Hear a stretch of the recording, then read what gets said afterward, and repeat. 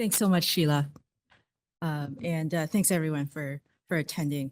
I wanted to introduce to you my research and partly my clinical journey going through cardiovascular research, leveraging big data and biomedical engineering. So the outline of my talk is fairly simple in that I want to really briefly go over my approach to big data, talk about how we use big data in clinical and health services research, and finally, how big data could be leveraged with biomedical engineering to bring our findings to the bedside. So we can't do the name lecture without first talking about the guy who gave his name to the lecture. So Dr. Earl Winand is actually a Canadian cardiac anesthesiologist. He was a former chair of anesthesia at the University of Ottawa.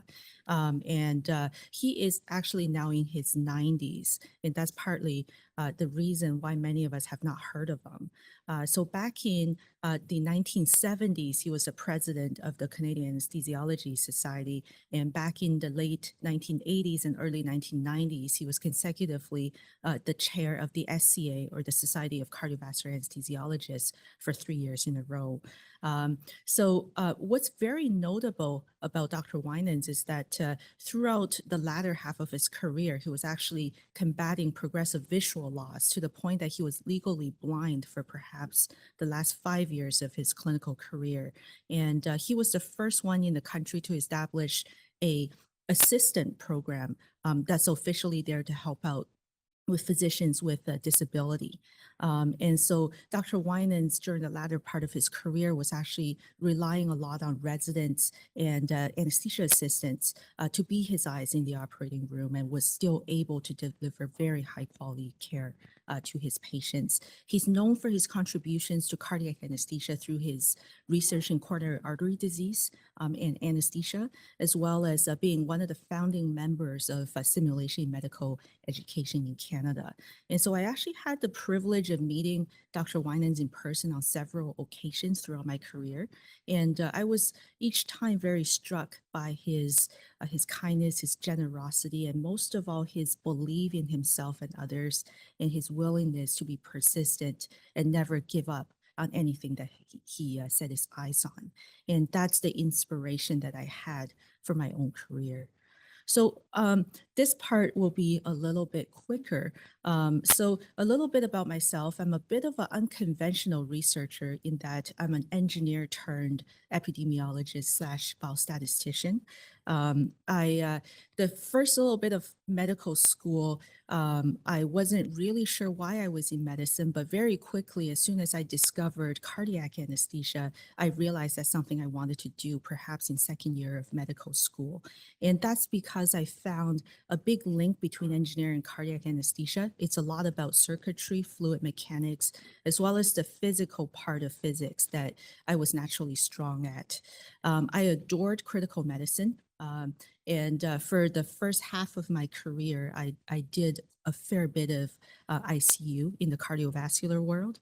What I really like about critical care is that it's actually a real physiology lab in which, life physiologic events really happen. You know immediately the results of your intervention. And more importantly, that's where big data is born. And that's something I really enjoy working with. So I took a bit of a non-traditional path in that I started as a full-time clinician, and I would say for the first half of my career, I had been a full-time clinician. I was always about at least 90% clinical during that time. I was raised or mentored along with a group of cardiologists and cardiac surgeons. So initially, my research wasn't entirely anesthesia related, but that also gave me a really broad perspective in my clinical thinking and in terms of my formulation research ideas. And it made me very comfortable working with interdisciplinary group of people. And so finally, I ended up stumbling in this field of big data and cardiovascular research. And that's what I really enjoy doing aside from clinical practice. So So next up, let's really delve into the big data part. And over the years, I realized that this is an approach that somehow I had developed in working with big data. But first of all, what is big data?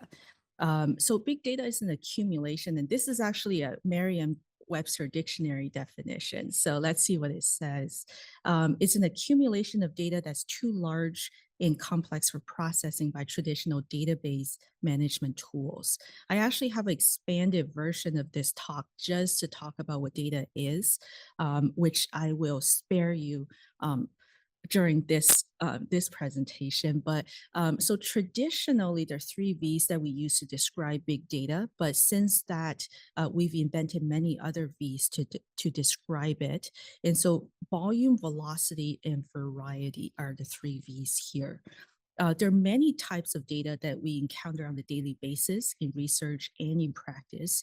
Um, this is no means an exhaustive list, but it is a list of most common sources of data that we work with every day.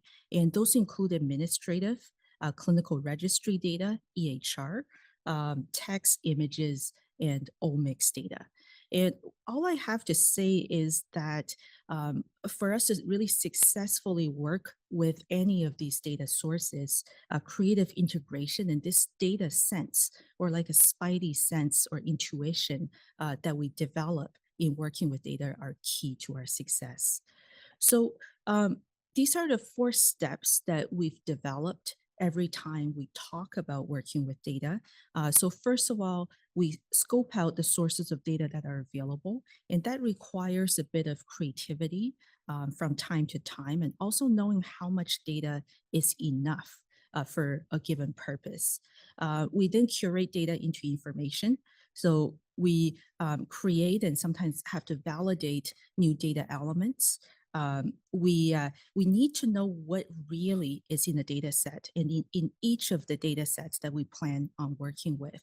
And very importantly, an understanding of the pattern of missingness in the data set and whether missingness is at random or not is very important in working with any data set.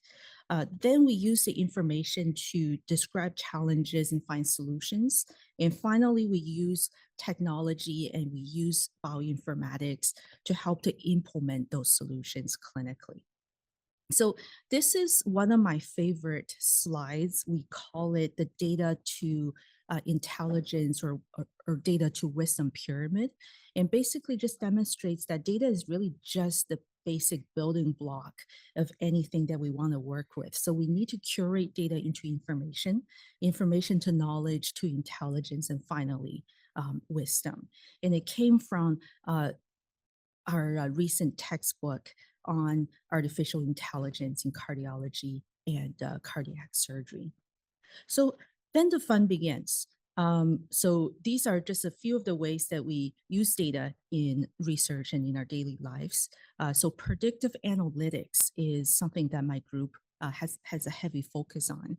And so we create clinical decision support tools to help diagnose and provide personal treatment for patients. And administratively, we use data to help with resource allocation and planning. We use data and machine learning techniques to help with our biomarker discovery series of studies. And finally, we encode the algorithms that we develop into applications. We sometimes build hardware to house the applications we develop. We had plans to integrate some of the algorithms and patented technologies we develop into wearable devices and EHR as well. So I want to give you some examples of how we use data in clinical and health services research. So like I said, I was raised with a group of cardiologists and cardiac surgeons. And so a lot of the research I'm going to show you during this segment of the presentation are going to be about ambulatory heart failure patients actually. But first, let's talk about biomarker and how we use big data techniques to work with biomarker data. So this is somewhat cardiac surgery related, and this really has to do with very early career stage for me. And so ever since I was a resident and I did a lot of moonlighting in CVICU, I realized how important right ventricular failure is in perioperative course and also in the short and long-term prognosis of patients, especially those undergoing cardiac surgery. So for many decades now, we know that the RV is a forgotten ventricle. The LV gets all the attention, and RV is really just something that we don't pay as much attention to. And RV failure has this thing where it's tough to diagnose, it's tough to treat, and really, if you're proactive with it and you try to prevent it before its onset, that's really the best form of management. The problem with prevention is that most of the prediction models that have been developed clinically are no better than a coin toss in predicting RV failure because it's such a dynamic setting and it's so multifactorial. So, this is the very first small C grant I ever got as an attending. It was $50,000. And really, what we proposed to do is to build a biobank of patients who are at high risk of developing RV failure after bypass. And so with that, we did a number. We built a biobank of 350 patients that's still in a -80 freezer today, and we're still pulling samples from it and running tests with it. Um, and we discovered a number of novel biomarkers that are highly predictive of RV failure. So, you could measure those in a preoperative setting or right before separation from bypass. And those are actually clinically available. And so um, IGF-BP7 and NT-proBNP are among some of them. NGAL is sort of good, but not very great. And in a different setting, I would love to tell you more details about those. So like I said, we're still pulling samples from the biobank and we're still running proteomic analyses with those samples. And this is a paper that we're currently working on that basically tries to identify top three biomarkers using machine learning techniques from more than a panel more than 500. And, and these biomarkers, only three of them combined together are according to any technique really, are very highly predictive of perioperative RV failure. So that's something we're very excited with. And all of this research has given us the ability to write a multidisciplinary consensus paper, with cardiac surgeons, cardiac anesthesia, intensivists, as well as heart failure cardiology on a consensus definition of perioperative RV failure. Because as some of you might know, part of the reason RV research hasn't really taken off is that it lacks a universal definition. So clinically, it's hard for us to make it into a quality metric because we don't know how to define it. And research-wise, it's even worse because if you can't even define an outcome and have a consensus-based definition, then all bets are off. So this is our intra and post-operative definition of RV failure in the context of cardiac surgery. And it did become one of the most highly cited papers in the European Heart Failure Society back in 2022. So enough about RV failure. Let's delve into heart failure in general. And so our general approach to this type of research is that we like to identify disparities. And if we are able to define which groups are at risk, then we can work with policymakers, clinicians, and administrators to design interventions to target those groups and actually improve outcomes. So this paper was, I think, one of the earliest papers that we published during my research career, and it had fairly far-reaching impact, through the New York Times, all through Europe and Asia. And basically, what we did was pretty simple. We took a 5-year period and we looked at all patients with the incident diagnosis of heart failure.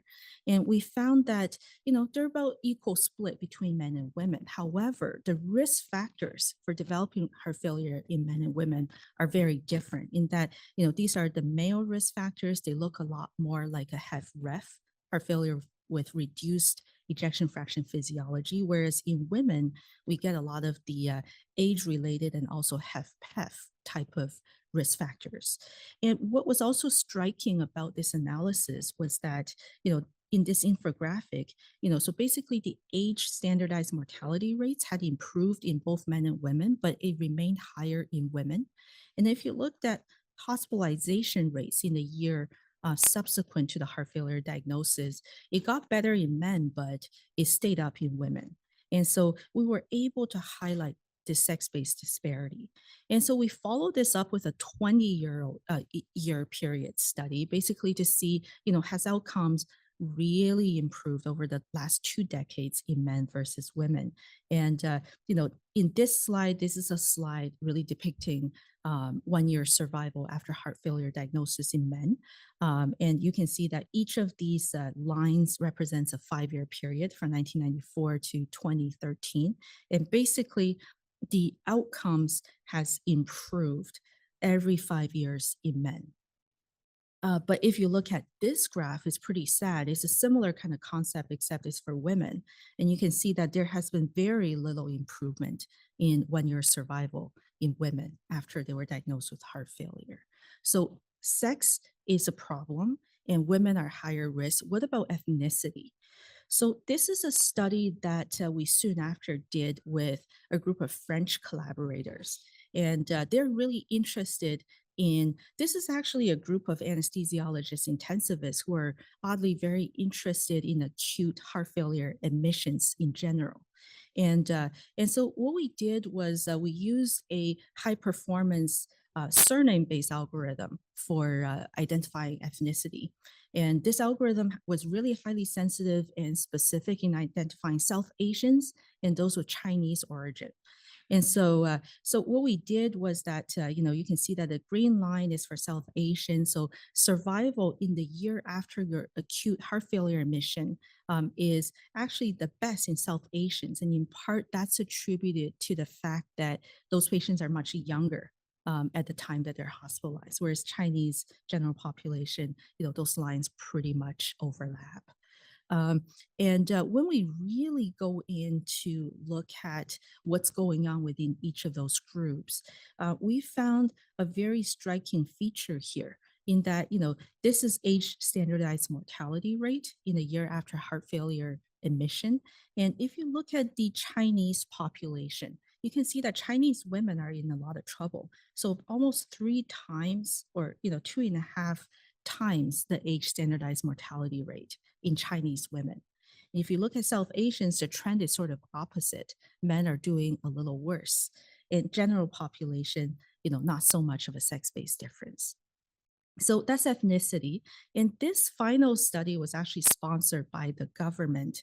So they basically said, hey, if you agree to do this study in our healthcare jurisdiction and help us identify a population that we could do outreach events on, um, then we'll fund your study and we'll actually fund your endeavors to target this population of interest. So we said, sure, what are you interested in? So they said, we're interested in patient sex because you guys did a bunch of studies on those, but we're also interested in the impact of rurality and access to care. So this is a 20-year study that we did. And the province of Ontario, there's a universal healthcare system, and it's basically governed by 14 LINs. LINs are local health integration networks. And so this is the Eastern Ontario LIN, where I used to work, and it's geographically a very large area, and there's a very diverse population that resides in this area. And so I really am just trying to highlight some of the key features of that paper. And what we found in that study was that, different diseases and different comorbidities don't have the same effect in urban dwellers versus rural dwellers, in that valvular heart disease, dementia, and liver disease are not so much of a big deal in people who live in the urban area, whereas they're very deadly along with metastatic cancer in those who live in rural areas. And so, with those findings and some of our previous findings, we were able to put together an outreach plan that a group of cardiologists were later able to adopt into practice. So And to wrap up this section of the talk, I just wanted to talk about personalized long-term risk prediction. And so this is a paper that we collaborated with that really builds on our previous findings. We knew that men and women had different heart failure risk factors; they had different outcomes. So we can't really afford to make a prediction model that's a one size that fits all. We needed to separate out men and women in terms of our predictive modeling. And so we were interested in diabetic patients, those who are first diagnosed with diabetes from day one. What's your risk of developing heart failure, and how many years from now will you be developing heart failure? So that's what this modeling was for. And to make it more powerful and more externally robust, we were able to derive those models in Canada and externally validate them using a primary care population in the UK. And this is cool because data elements are kind of different. Even the term diabetes, I mean, it sounds like diabetes, but they define it slightly differently in the UK than in Canada. So for us to be able to demonstrate that it actually validated very robustly in the UK, what was really cool. And these are some of the calibration plots. So, internal calibration in Ontario and external calibration in the UK. And you can see that, the closer those dots are to the dotted line, the closer the observed versus predicted, meaning our models validated very well, except for the highest risk decile of patients. So let's talk about cardiac surgery because that's really what I had signed up to do in this life clinically. And so we did use different data sources to look at disparities in cardiac surgical care, as well as to help to develop predictive strategies and to tailor interventions. So we started with disparities again. And this is a show and tell paper that I loved showing my colleagues and my trainees. And so what we did was that we took all patients who had isolated CABG surgery in Ontario, and we split them up according to heart failure phenotype. So you either have heart failure with preserved versus reduced ejection fraction. And the solid line is basically men, and the dotted lines are women. And so universally, you see that women have worse survival than men, regardless of which category you're in. And then if you look at ejection fraction in the presence of heart failure, ejection fraction is actually not as big of a predictor of outcome as the presence of heart failure itself. So you see how when we do handovers, we always say straightforward case, normal LV, done. This patient should do really well after surgery, should survive a long time after surgery. Well, not so much the case. If you have HFpEF, see your survival is this much worse than if you have reduced ejection fraction but no heart failure. And so when we delved into some of the explanatory factors for those findings, we found that women basically just presented in worse condition and in higher acuity for CABG than men. And they had a way higher incidence of poor outcomes within a year after cardiac surgery. So, they had higher incidence of MI, heart failure admission, more likely to be admitted to a nursing home, more likely to have stroke and dialysis, and so on. So then we did a study that covered all patients who had cardiac surgery. And what we found was that women were just in general much less likely than men to have cardiac surgery, especially surgery that has a revascularization component to it. And if you look at long term outcomes up to 9 or 10 years of follow up, you can see that women did worse than men. And these are adjusted curves. And so when we try to figure out what procedures women actually did worse than men, it really typically becomes CABG and CABG plus mitral valve surgery, in which women are at particularly higher risk. And we did a number of interesting subgroup analyses, and these are some of the interesting findings. Mitral valve surgery. So if you look at mitral repair, men did better than women in terms of survival over the long term. Whereas if you look at mitral replacement surgery, women actually did better than men. Aortic valve surgery, not much of a difference, women versus men, repair versus replacement. And so then we examined uh, sex differences or just any kind of subgroup of patients who might benefit from particular surgical techniques.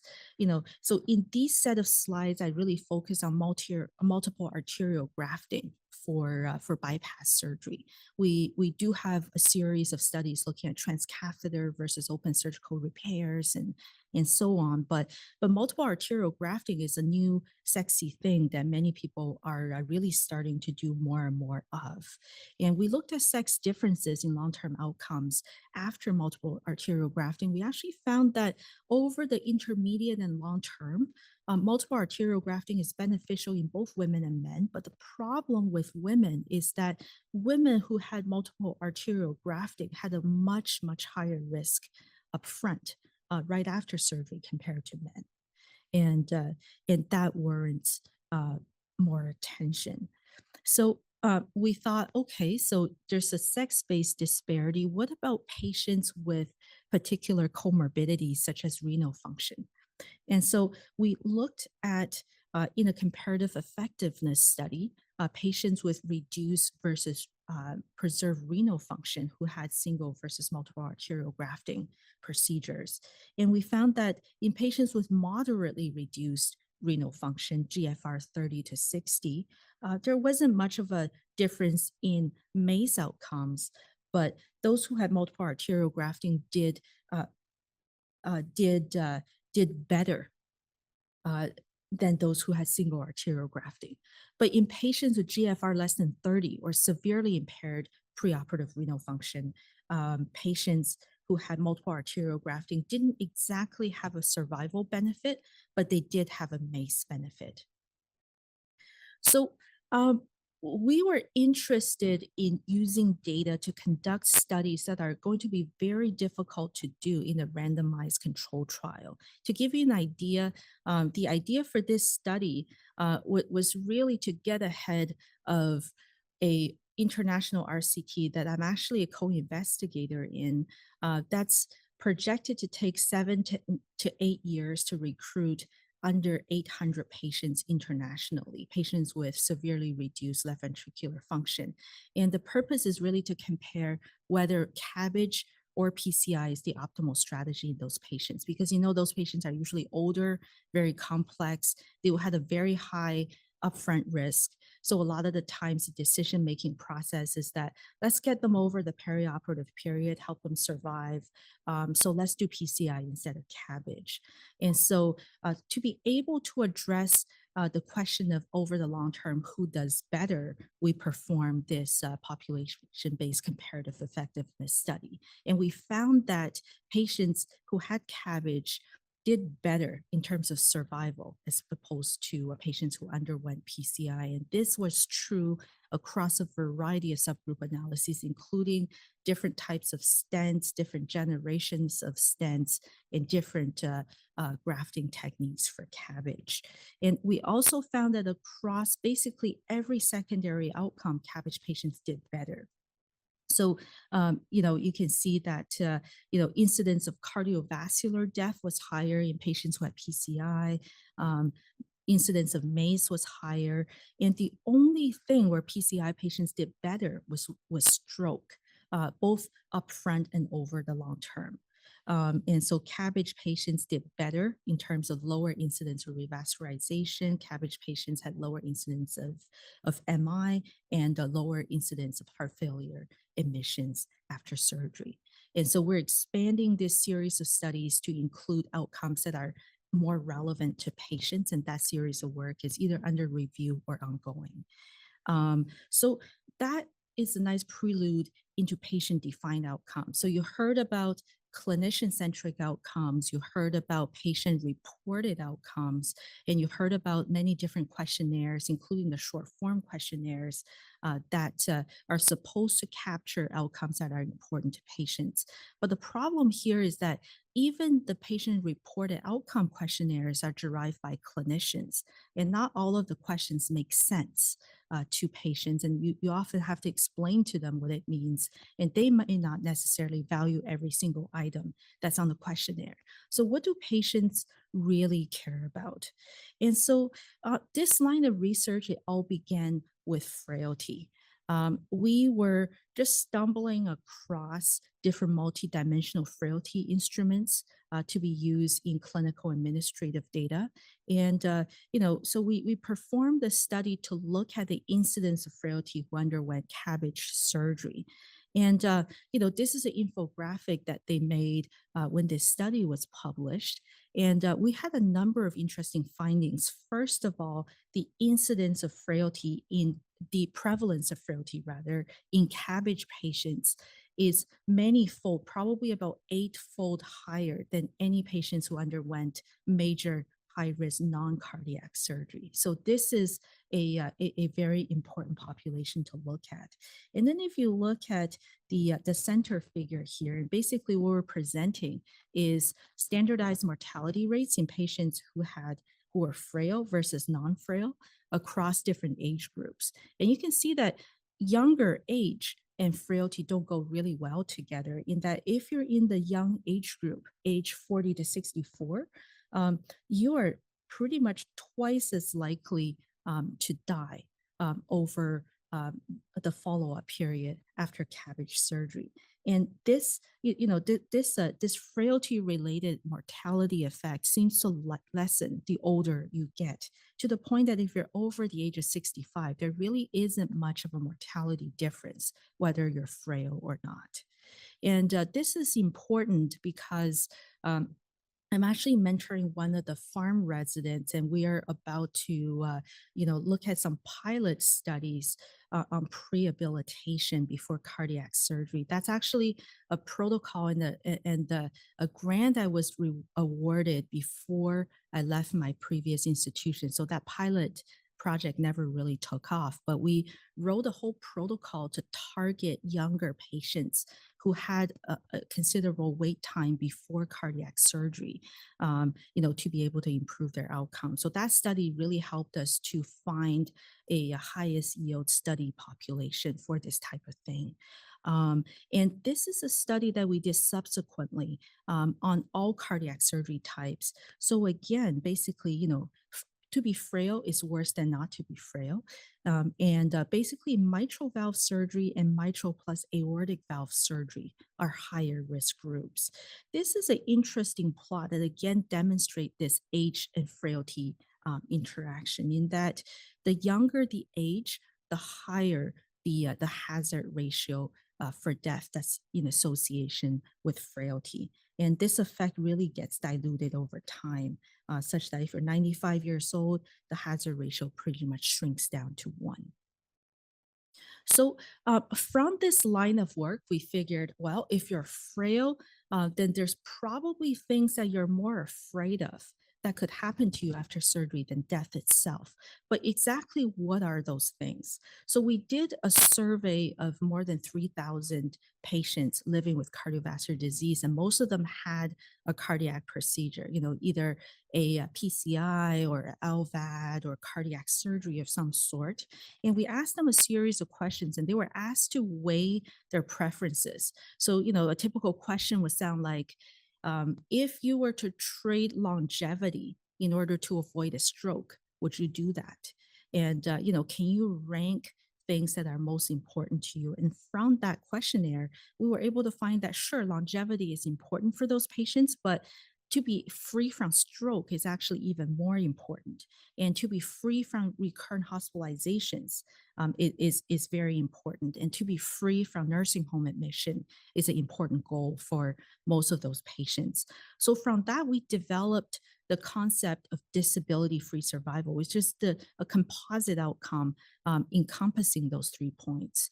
And so this is initial run of data that we did, again, with different heart failure phenotypes. So we were able to see that if you have heart failure, regardless of what your ejection fraction is, your risk of getting disability as defined by recurrent hospitalization, as defined by stroke, or nursing home admission, is this much higher than people with reduced fraction but without heart failure symptoms before surgery. And this is like similar version of that diagram, but broken down by sex. So again, male are solid lines and females are dotted lines. And you can see that female, this yellow line, yellow dotted line, females with have PEF had the highest risk of disability in the year after surgery. So we looked at the incidence of disability across different types of cardiac surgery, and we were able to find that you know cabbage surgery, you get the lowest risk of disability, whereas cabbage plus multiple valves yields the highest incidence of disability after surgery. So this slide here is important for us because it really tells us that the outcomes we discuss with patients at the time we consent them for a certain procedure, say cardiac surgery, are really not as relevant as we think they may be. Because if you look at your risk of death in the year after surgery, well, it's about 3%. So it makes surgery really worth pursuing. But if you look at the risk of disability, it's about 6% in the year after surgery. And the combination of disability or death, it reaches almost 10%. So the risk is not insignificant, but it really depends on what that risk factor is you're looking at and how relevant it is to patients. So we were very proud of our disability outcome. We brought it to CIHR, which is an NIH equivalent funding agency in Canada, for my very first grant. And we said we developed this really cool patient-centered outcome, and we want to validate it and do more work with it. And the first iteration, we got rejected. And the comments basically were, the idea is pretty cute, but the problem is that's all what the patients have to say. The clinicians had no input, and what do patients know about patient-centered outcomes? So we thought, okay, well, patients are important because it's supposed to be patient-centered, but what if we included a big panel of clinicians and caregivers in the mix just to make sure that, clinicians are able to balance their perspectives for patients and explain concepts better to patients, and the caregivers can help to balance out the social aspects of the burden of cardiovascular postoperative care. So we did that. We assembled a national panel with basically every specialty under the sun. We had general cardiology, we had heart failure cardiology, we had interventional cardiology, we had different cardiac surgeons involved, and we also had people from prevention and rehab. We had CVICU nursing, and we had cardiovascular psychologists. And we also had, of course, from our own team, CVICU intensivists and cardiac anesthesiologists. We went through few iterations of Delphi process, which culminated in an in-person meeting. And during that meeting, we basically distilled down a huge list of items into a 5-item composite outcome that we call PACE. So patient-centered adverse cardiac and non-cardiac cardiovascular events. And this includes severe stroke, ventilator dependence, new onset heart failure, nursing home admission, and new onset dialysis. So we then went on to apply this outcome in a series of research. So again, we're interested in comparing different frailty instruments and how well they predict outcomes. Because the problem is, as you know, clinically, there are a million clinical frailty scales. Some are multidimensional and some are unidimensional that just look at muscle strength or nutrition status or psychologic health. Some encompass more dimensions. In administrative data, is the same thing. So which one is better in what scenario? So what we found, and the answer is what I used to hate so much as a trainee, and the answer is it depends. And so basically we looked at popular things like there's something called the Johns Hopkins ACG, Adjusted Clinical Groups. There's the Hospital Frailty Risk Score, which is born out of a Lancet paper published from a group in UK. And there's a perioperative frailty index. And so, these are just basically rock curves at different time points after cardiac surgery. And you can see that consistently the hospital frailty risk score performed better. And this is at 2 years. But then at 5 years, things start to switch over in that the perioperative frailty index starts to take over as a higher performing thing. And that effect persisted and got much stronger at the 10-year mark. And so it really depends on at which time point you're trying to assess the outcomes and what outcomes you're looking at. And so, these are, the curves for PACE. We had a similar set of curves that run through time for mortality. And basically, performance of those scales were differential in a different way. So I don't know how much time we have left over, not very much. So let's run over health services research really quickly. And so health services research is an interesting field. It can be used to benchmark performance across a healthcare system. It can be used to assess teamwork and patient safety, to help with patient flow capacity management, and to assess practice variation. So this is a study we did. This is a model that's similar to the STS model that's widely used to benchmark performance of surgical programs in the US. We use data that's routinely collected and available in Ontario to make those report card measures. And so basically, these measures were used to adjudicate which programs did better over any given year across the whole province of Ontario. And sometimes funding allocation decisions were made based on their performance measurement. Um, During COVID, you know that in some healthcare systems, elective cases were canceled or postponed, which led to a lot of problems, including patients who are dying while waiting for their surgery.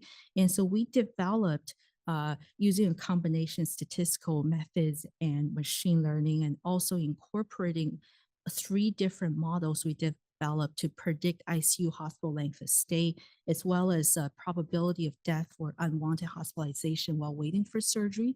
We integrated those into a patented algorithm to help manage surgical workflow, and the resulting um, uh, work actually was used on a daily basis at my previous institution.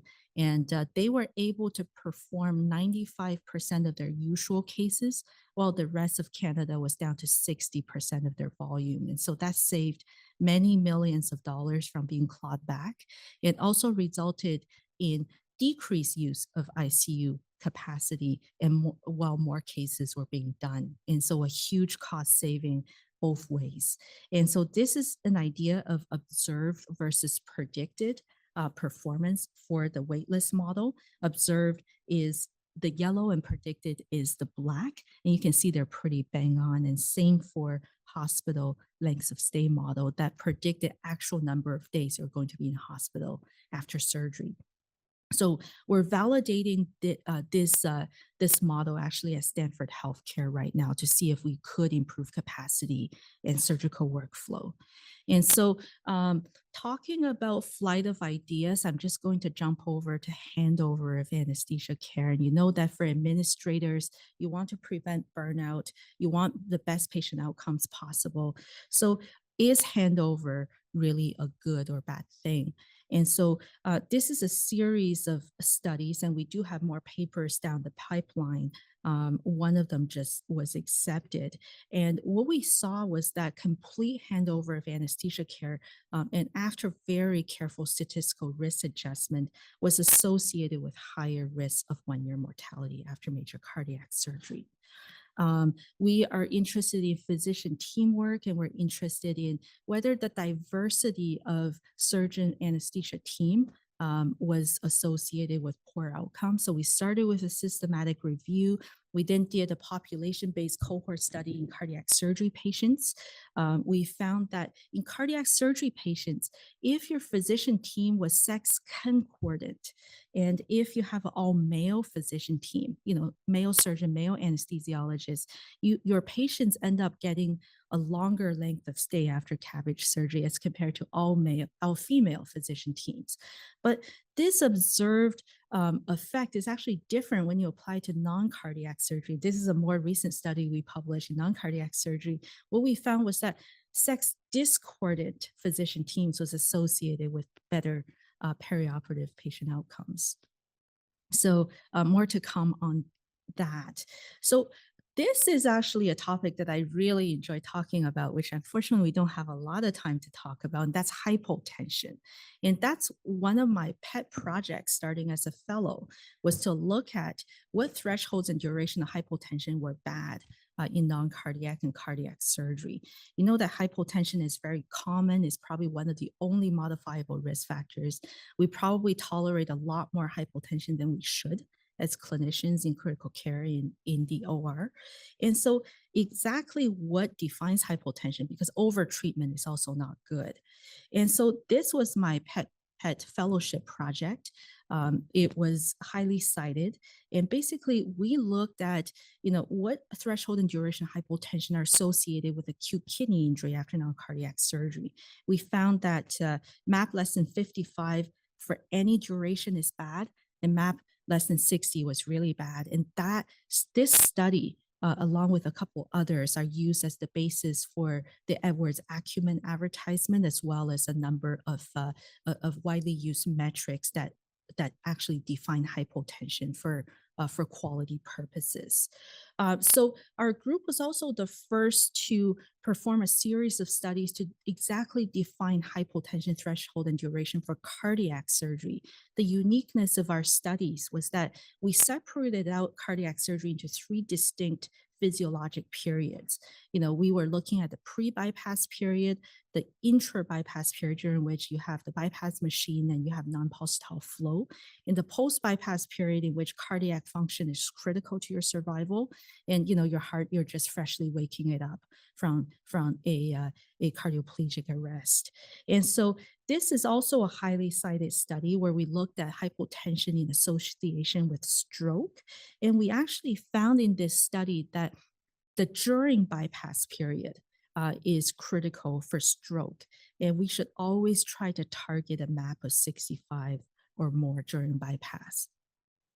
Whereas for acute kidney injury, the post bypass period is most critical.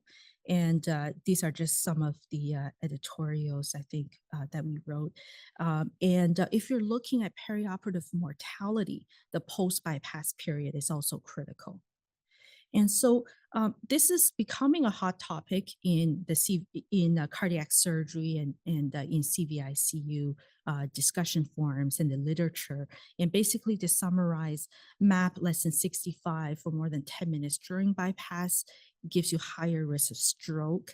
And if you're looking at AKI or new onset dialysis, you want MAP to target a MAP of more than 65 after bypass, and death, same thing after bypass. So now what can you do about it? And can you actually predict hypotension and the mechanism of hypotension so that you could prevent it? So that's where our work in big data and machine learning really sets in. And it also ties in my old skills in hardware engineering, in that we bought all those component devices on Amazon and assembled it on my kitchen table for the first prototype. It survived very well in my when I was remotely testing it in my office, but clinically it wasn't sturdy enough. So the first device unfortunately died within the first 24 hours, just from being banged around by my clinician friends.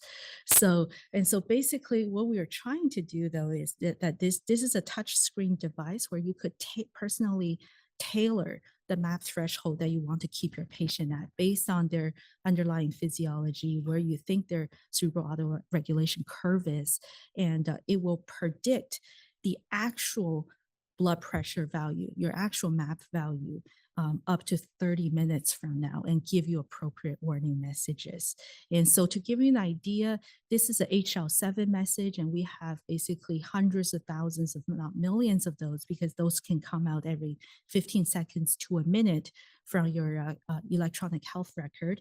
And from this, we basically distill down, identify the right headers, and get the map or any kind of hemodynamic information we want. This is device in action, but I'm not sure if it actually works here.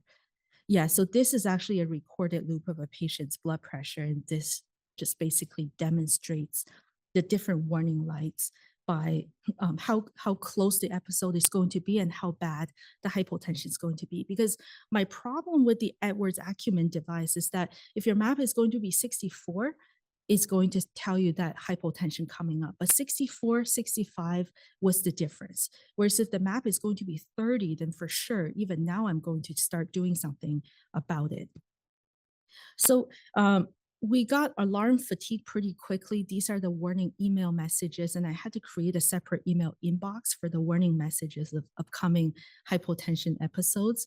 I got very quickly tired of it because I was literally getting thousands within hours. We only hooked it up to 5 CVICU beds, but just to give you an idea. So we're still working on the alarm part, but that was a lot of fun when we played with it. So thank you. I sort of went over, but for whatever time is left over, I'm happy to take questions.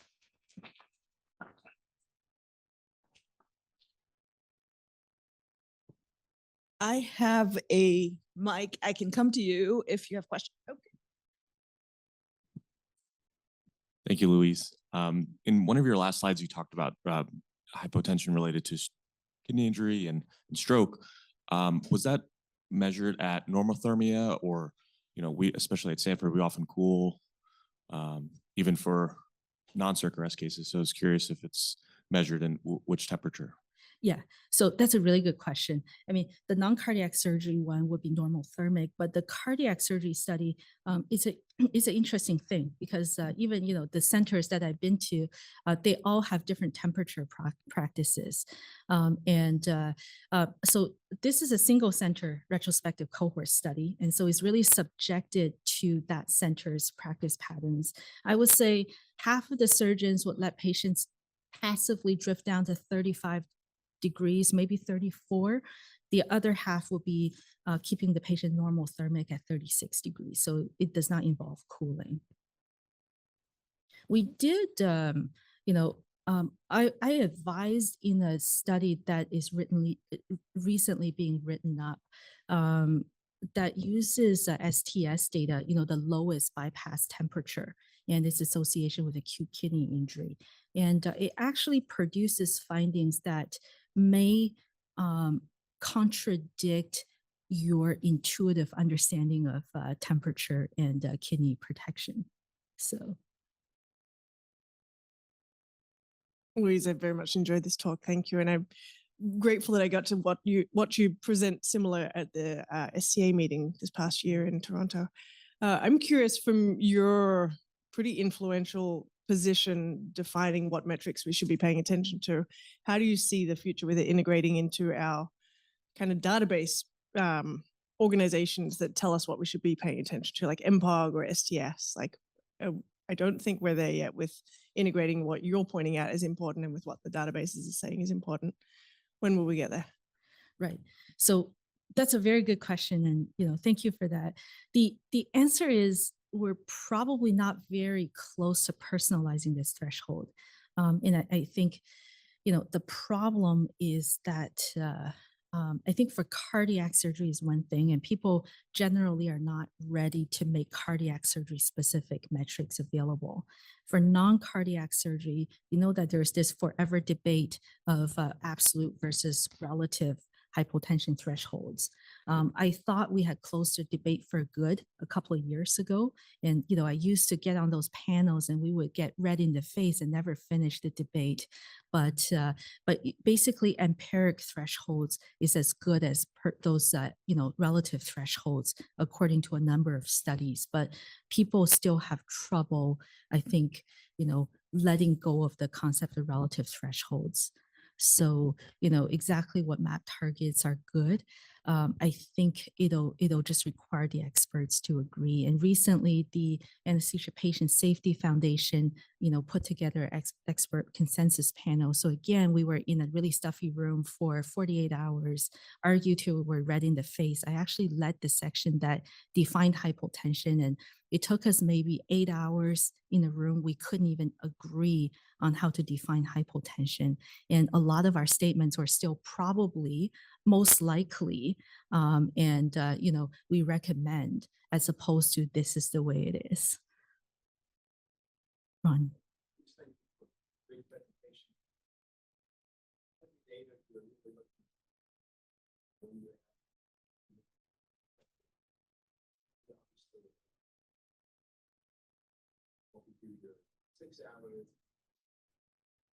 Mhm.